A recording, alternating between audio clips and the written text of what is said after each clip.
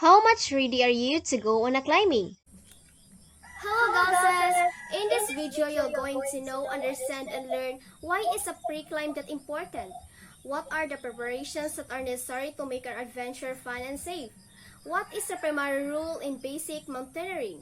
Why do we need to make a list of the hiking and backpacking equipment we'll need?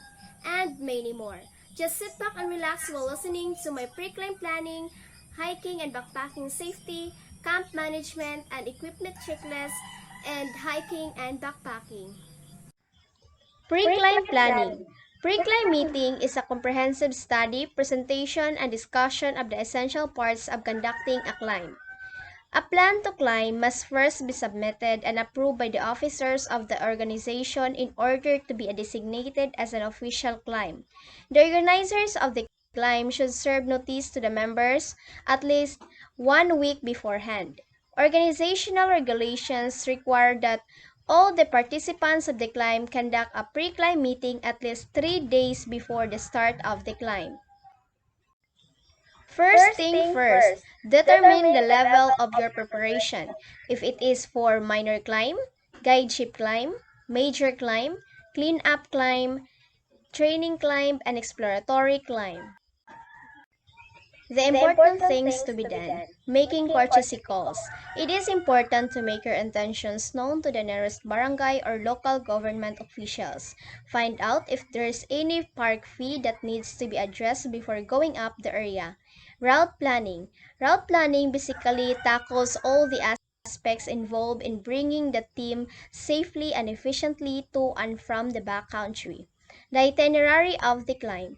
It is basically a detailed breakdown plan of the journey to be undertaken.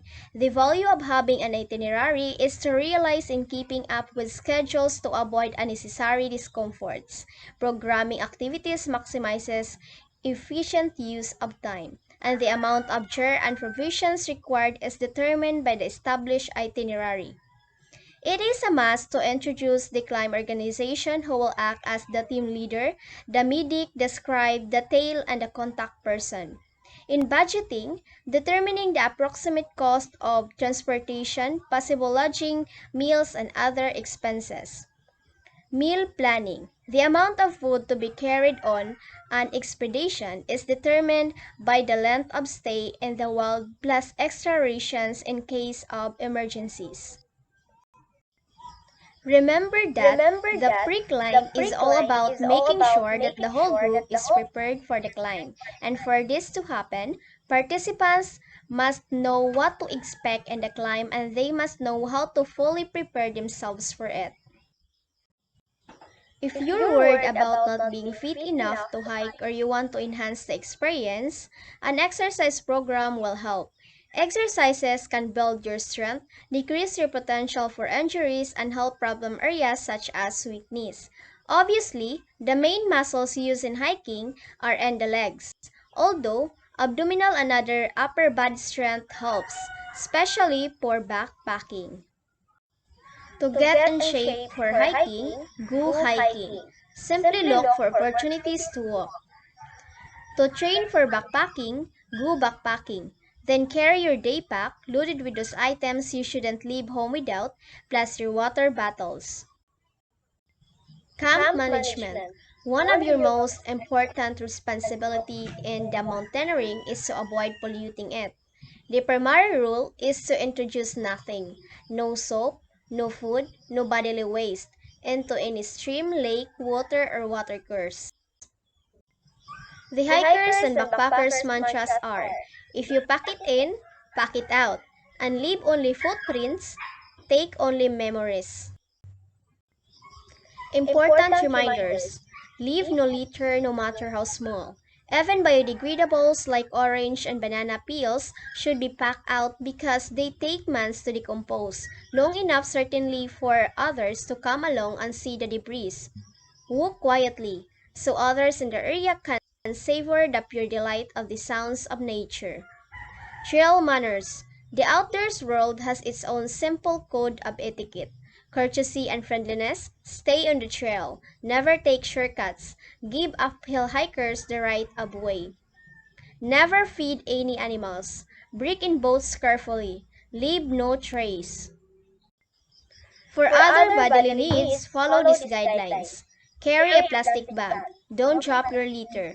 Select a site far from any possible water contamination.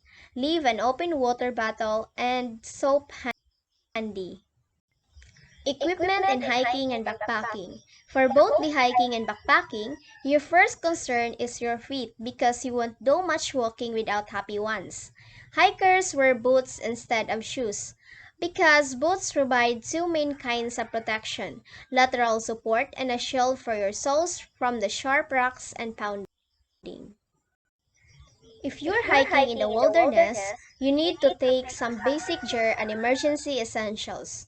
On any hike, carry at least 1 quart of water. Take plenty of food, also bring snacks. Know the route and have your own map and compass. A good pocket knife has many uses.